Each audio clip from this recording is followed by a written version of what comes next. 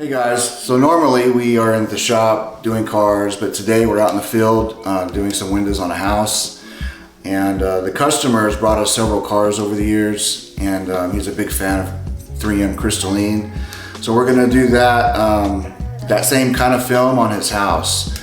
In the residential world, it's not called crystalline, it's called prestige. But he's got a significant problem with heat and sunlight glare. In his office, it's messing with his computers and whatnot. So we're gonna put some Prestige 70 on this particular window to help reduce the heat and the glare. And after this, we're gonna go upstairs and do a couple more windows. And I'm his helper for today.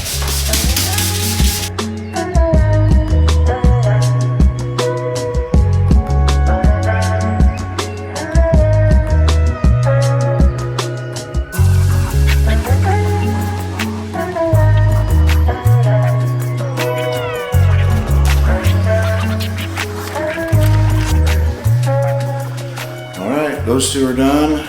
We're going to finish cleaning this up, then we're going to go upstairs and knock out those two windows, and hopefully we'll be able to show you some good before and after data. So here we go.